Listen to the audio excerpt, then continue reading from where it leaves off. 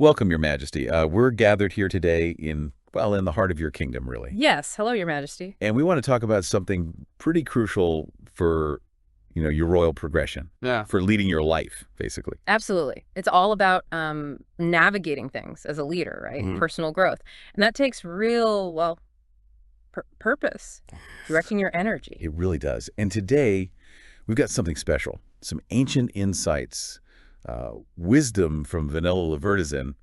Think of them as scrolls, Your Majesty. Ancient scrolls. I like that. Yeah. And they've got some great advice for any fairy queen like yourself, wanting to get a better handle on focus and discipline. So that's our mission for this deep dive then, to kind of pull out the best bits from these scrolls. Exactly. Extract the key guidance, the potent nectar, you could say, so you, our queen, can really cultivate that focused, disciplined spirit, strengthen your whole queendom. Okay, let's do it. Let's unroll these scrolls. Where do we start? Right.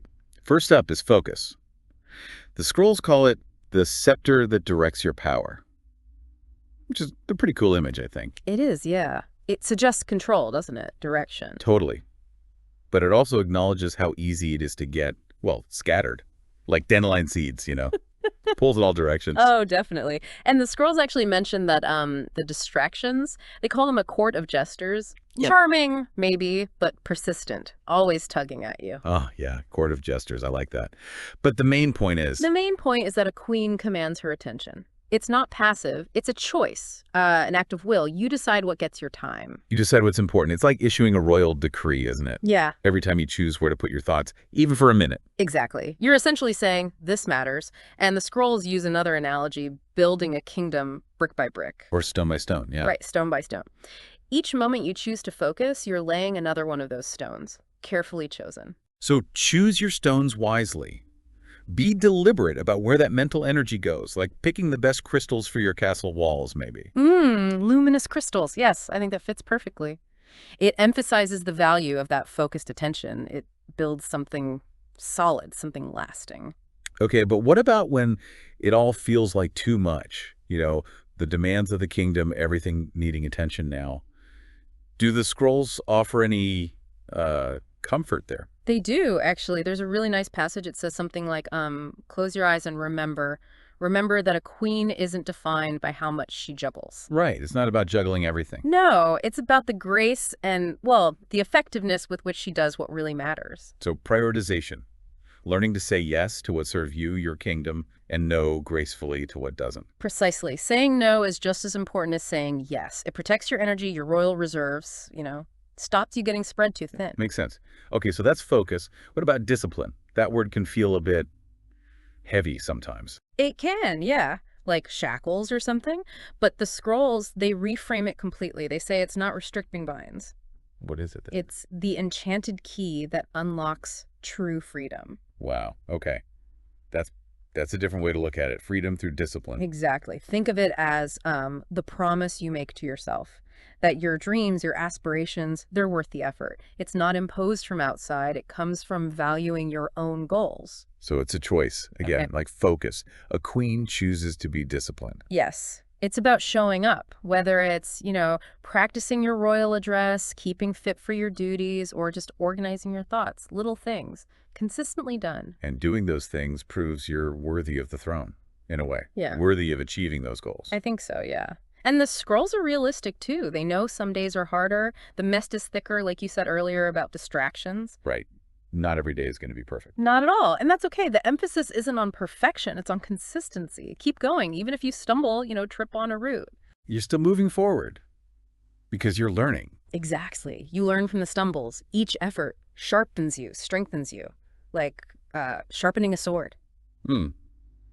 I like that metaphor too. Sharpening the royal blade with every little effort. It makes it feel less daunting somehow. More about gradual strengthening. Yeah. And they say, a fairy queen does not rise overnight. She is forged in the fires of persistence.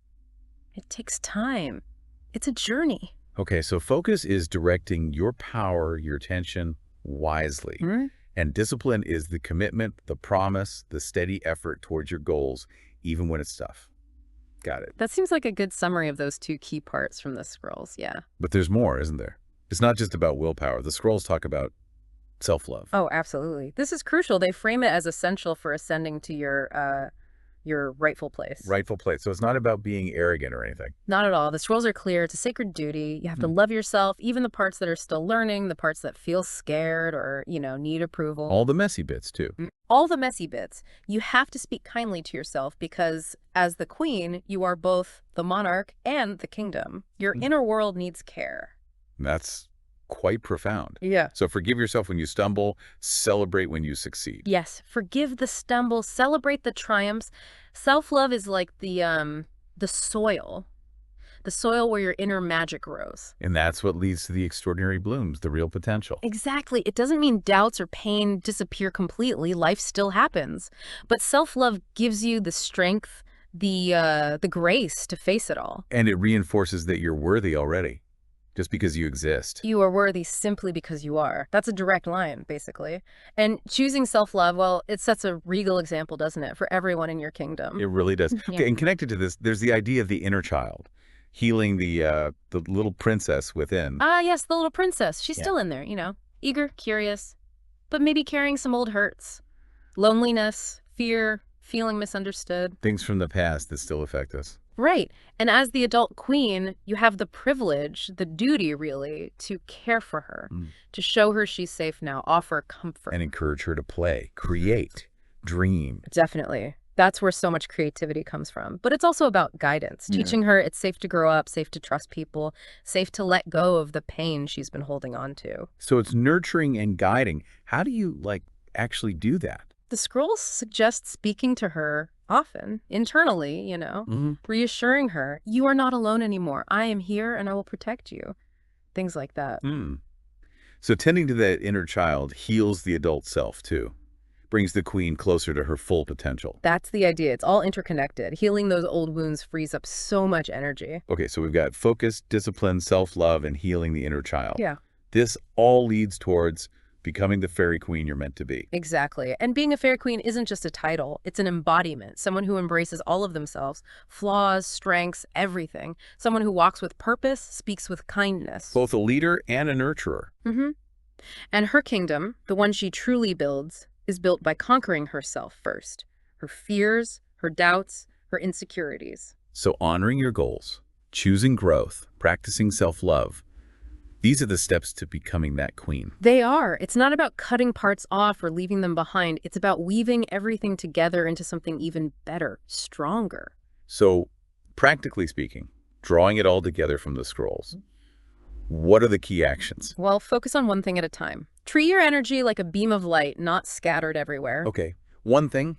Then discipline, but with kindness. Small steps are okay. They're part of the bigger journey. Don't beat yourself up. Right, compassion and discipline. And love yourself fiercely. Remember, you're already enough, even while you're striving to grow. Already enough. That's important. And finally, heal that inner child. Let her joy and wisdom come through. They can coexist. Focus, kind discipline, self-love, inner child healing. Wow. Okay. It's a path, isn't it? A royal progression. It absolutely is. So dearest queen in progress, remember this path, it isn't always easy, but it is yours to walk. And every step you take, every conscious choice brings you closer to, well, to your destiny. So let your focus be sharp, like that dragonfly's gaze you mentioned. Let your discipline be unwavering, like the ancient oaks. Let your love be abundant and your healing profound. You're not just becoming a queen, you're becoming the ruler of your life, the protector of your own dreams, the guardian of your inner magic. Trust the process. Your crown, it is waiting, and you are so, so worthy of it. Rise, fairy queen. Your kingdom awaits.